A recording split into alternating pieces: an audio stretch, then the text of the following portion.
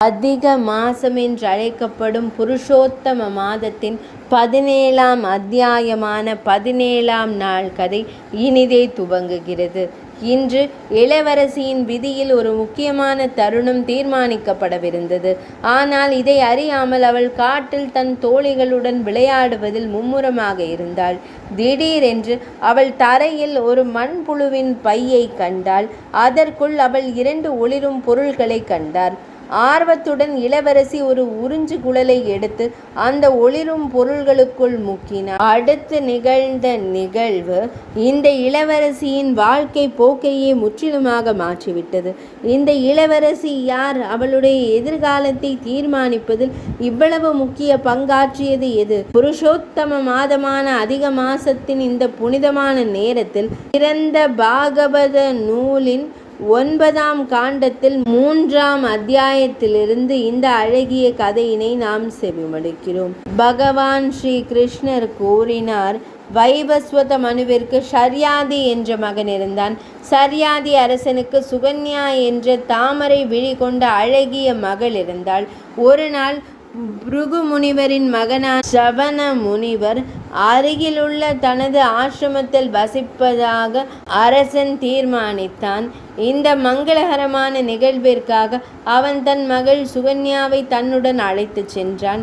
இளவரசி சுகன்யாவிற்கு அன்று தன் தலைவிதி இவ்வளவு முக்கியமானதாக இருக்கும் என்று அறிந்திருக்கவில்லை. மன்னன் ஷர்யாதியும் அதனை அறியவில்லை. நிகழ்ந்தது என்னவென்றால், இளவரசி சுகன்யா தன் தோழிகளுடன் காட்டில் விளையாடி கொண்டிருந்தாள்.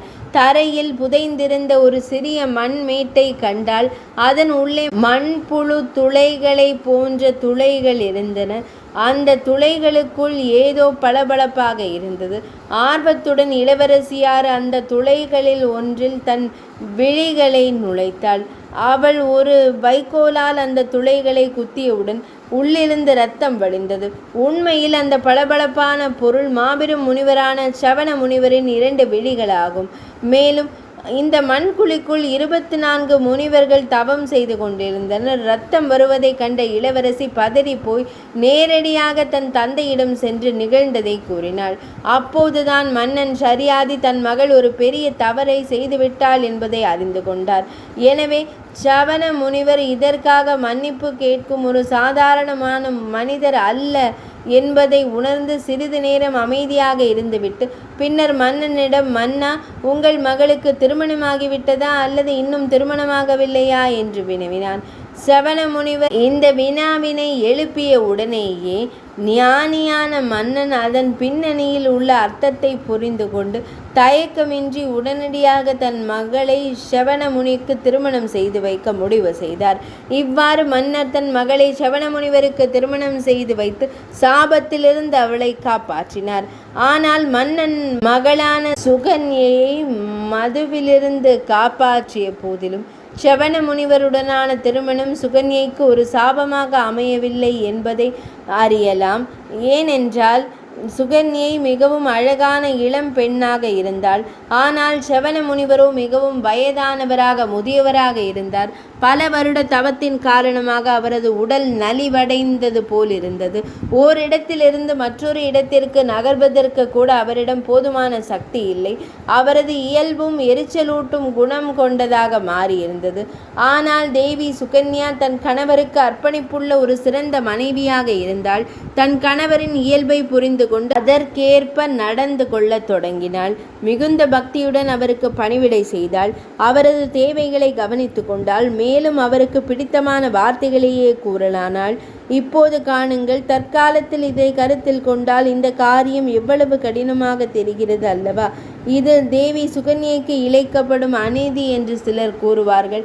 ஆனால் உண்மையில் ஒரு பெண் தன் கணவன் மற்றும் குடும்ப உறுப்பினர்களுடன் நல்லிணக்கத்துடன் வாழும் பொழுது அதுவே அவளுக்கான தவமாகும். குடும்பம் மகிழ்ச்சி அடைவது மட்டுமல்லாமல் அந்த பெண்ணும் ஆன்மீக ரீதியாக முன்னேறுகிறாள். இதுவே நம் வாழ்வின் இறுதி இலக்காகும். இதை நன்கு அறிந்த தேவி சுகன்யை தன் கணவரிடம் மிகவும் கவனமாக நிகழ்ந்து கொள்ளத் தொடங்கினாள். ஒரு நாள் தேவர்களின் புத்திரர்களான அஸ்வினி குமாரர்கள் சவண முனிவரின் இல்லத்திற்கு ஆசிரமத்திற்கு வந்தனர்.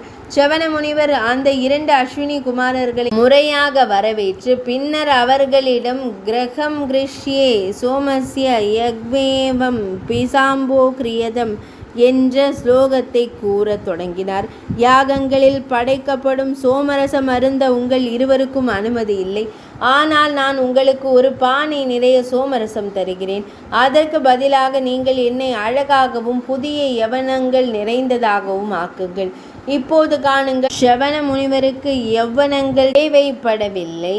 ஆனால் தன் மனைவி சுகன்யை தன் கணவன் மீது கொண்டிருந்த பக்தியை கண்டு அவர் மிகவும் மகிழ்ந்தார். அதனால் அவர் அவளை மகிழ்விக்க விரும்பினார். எனவே அவர் இந்த யோசனைகளை அஸ்வினி குமாரர்களிடம் முன்வைத்தார். அவற்றை செவிமடுத்த அஸ்வினி குமாரர்களும் ஒப்புக்கொண்டனர். அவர்கள் அந்த முனிவரிடம், தமது விழிகளின் முன் தெரியும் இந்த குளத்திற்குள் பிரவேசியுங்கள், தமது விருப்பங்கள் அனைத்தும் நிறைவேறும். ஆனால் சவண முனிவர் மிகவும் வயதானவராக இருந்ததால் அவரால் அங்கு நடக்க கூட இயலவில்லை. எனவே அஸ்வினி குமாரர்கள் இருவரும் அவரை தூக்கி அந்த குளத்திற்கு கொண்டு சென்றனர். அவர் அந்த குளத்திலிருந்து வெளியே வந்தபோது அங்கே இருவருக்கு பதிலாக 3 அழகான இளைஞர்கள் இருந்தனர். அவர்கள் மூவரும் மிகவும் அழகான நேர்த்தியான சட்டைகளை அணிந்திருந்தனர். கவர்ச்சிகரமான ஆபரணங்களால் அலங்கரிக்கப்பட்டிருந்தனர். மேலும் கழுத்தில் தாமரை மலர் மாலையை அணிந்திருந்தனர். மிகவும் ஆச்சரியமான விஷயம் யாதெனில் அவர்கள் மூவரும் கிட்டத்தட்ட ஒரே மாதிரியாக தோற்றமளித்தனர். அங்கிருந்த தேவி சுகன்யை இந்த நிகழ்வு அனைத்தையும் கண்டு கொண்டிருந்தாள். ஒரே மாதிரியாக தோற்றமளிக்கும் இந்த 3 இளைஞர்களை கண்ட அந்த ஆர்வமுள்ள பெண் குழப்பமடைந்து அவர்களில் யார் தன் கணவர் என்று சிந்திக்க தொடங்கினாள். அவளுக்கு எந்த தீர்வும் தோன்றாத போது அஸ்வினி குமாரர்கள் தங்கள் உண்மையான உருவத்தை அவளுக்கு முன் வெளிப்படுத்த வேண்டும் என்று அவள் மனதிற்குள் வேண்டினாள். அந்த 2 அஸ்வினி குமாரர்களும் தேவி சுகன்யையின் பக்தி மற்றும் மத பற்றுடன் இருந்தனர். அவர் மிகவும் மகிழ்ச்சி அடைந்து சவண முனிவரை சுட்டி காட்டி, இவர்தான் தங்கள் கணவர் சவண முனிவர் என்றனர். இவ்வாறு சவண முனிவருக்கு அழகான மற்றும் சக்தி வாய்ந்த ஒரு புதிய யவ்வனத்தை அளித்த பின்னர் அந்த முனிவரின் அனுமதியை பெற்று அஸ்வினி குமாரர்கள் தமது விமானத்தில் ஏறி புறப்பட்டனர். சிறிது காலம் கடந்தது. சில தினங்களுக்கு பின்னர் அரசர் ஷர்யாதி ஒரு சிறப்பு யாகம் செய்ய முடிவு செய்தார். இந்த யாகத்தில் சவண முனிவரே புரோகிதராக அமர வேண்டும் என்று மன்னர் விரும்பினார். அதனால் அவரை அழைப்பதற்காக அந்த முனிவரின் ஆசிரமத்திற்கு வந்தார் மன்னர். ஆனால் மன்னன் அங்கு சென்றபோது தன் மகள் சுகன்யை ஒரு அழகான இளைஞனுடன் அமர்ந்திருப்பதை கண்டார். சுகன்யா தன் தந்தையை கண்டதும் எழுந்து நின்று அவரை வணங்கினாள். மன்னன் ஷர்யாதியின் கோபத்திற்கு எல்லையே இல்லை. மிகுந்த கோபத்துடன் அவர் சுகன்யாவை கடிந்து கொண்டார். இழிவான பெண்ணே, உன் சிறந்த கணவன் பலவீனமாகவும் நலிந்தவனாகவும் இருந்தார் என்பதற்காக மட்டுமே நீ அவருக்கு துரோகம் செய்தாய். இன்று தாம் அவரை விட்டுவிட்டு சாலையோரத்தில் வேறொருவருடன் அமர்ந்திருக்கிறாய். மகளே, நீ ஒரு மரியாதைக்குரிய குடும்பத்தில் பிறந்தவள். அது நிகழ்ந்துவிட்டது. ஆனால் இத்தகைய ஒரு தீய செயலை செய்வதன் மூலம் உன் தாய் மற்றும் தந்தை இருவரின் வம்சத்தையும் நரகத்திற்கு கொண்டு செல்வாய் என்று நீ ஒருமுறை கூட சிந்திக்கவில்லையா? இப்போது காண்பாய். தேவி சுகன்யை உண்மையை அறிந்திருந்தாள். அதனால்தான் அவள் மன்னன் ஷர்யாதியிடம் தனது தந்தையிடம் மிகுந்த அமைதியுடனும் புன்னகையுடனும் கூறினாள், தந்தையே, உங்கள் நற்பண்புகளை என்னால் ஒருபோதும் மறக்க இயலாது என்று கூறினாள். உண்மையில் நீங்கள் என்னுடன் கண்டு கொண்டிருக்கும் இந்த நபர் உங்கள் மருமகன் சவண முனிவரே ஆவார். சில காலத்திற்கு முன்பு இங்கு வந்த அஸ்வினி குமாரர்களின் அருளால்தான் அவருக்கு இந்த அழகிய உடலும் இளமையும் கிடைத்தது. அரசர் ஷர்யாதி இந்த முழு விஷயத்தையும் அறிந்தபோது அவர் தன் மகளை கண்டு மிகவும் மகிழ்ந்து அவளை அணைத்து கொண்டார். இப்போது சவண முனிவர் அரசர் ஷர்யாதிக்கு சோமயாகம் செய்த போது அவர் அஸ்வினி குமாரர்களுக்கு சோமரசம் நிரப்பினார். அவர் ஒரு முழுமையான போரை நடத்தினார்.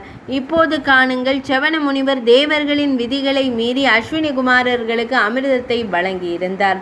இதனால் தேவராஜனான தேவேந்திரன் கோபமடைய இருந்தான்.